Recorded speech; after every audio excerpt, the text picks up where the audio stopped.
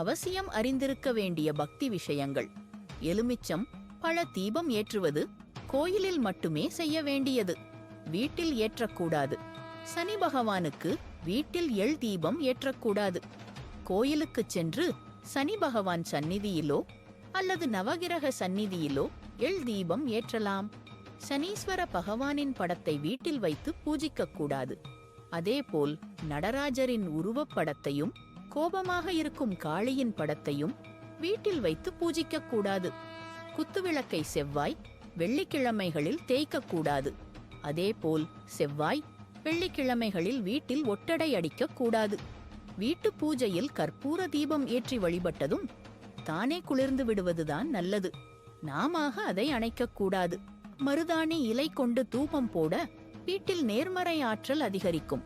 இரவில் தூக்கமின்றி அவதிப்படுபவர்கள் தலையணைக்கு அடியில் கொஞ்சம் மருதாணி இலைகளை வைத்துக்கொண்டு தூங்க நல்ல உறக்கம் வரும். வெள்ளருக்கு பூவை மாலை கட்டி சதுர்த்தி தினத்தன்று விநாயகருக்கு அணிவிக்க வறுமை நீங்கி செல்வ வளம் பெறலாம். சனிக்கிழமைகளில் ஆதரவற்றவர்களுக்கும் ஏழைகளுக்கும் உணவு வழங்க அசுப பலன்களிலிருந்து விடுபடலாம். பசுக்கள், பறவைகள் போன்ற வாயில்லா ஜீவன்களுக்கு உணவளிப்பது கங்கை நதியில் நீராடுவதை விட புனிதமாக கருதப்படுகிறது. தொழிலில் தடைகள் நீங்கி லாபம் உண்டாகும். ஞாயிறு, செவ்வாய், வெள்ளி போன்ற நாட்கள் திருஷ்டி கழிக்க ஏற்ற நாட்களாகும்.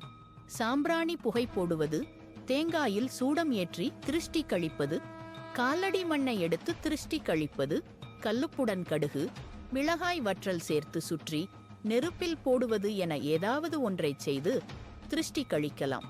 விளக்கை கிழக்கு, மேற்கு, வடக்கு போன்ற திசைகளில் ஏற்றலாம். தெற்கு திசை நோக்கி மட்டும் விளக்கு ஏற்றக்கூடாது. தினமும் காகத்திற்கு அன்னம் வைப்பதும், எறும்பு புற்றில் அரிசி மாவு சிறிது போடுவதும், துளசி மாடத்திற்கு முன்பு விளக்கேற்றுவதும் முன்னோர்களின் சாபம் நீங்க உதவும் எளிய பரிகாரங்களாகும்.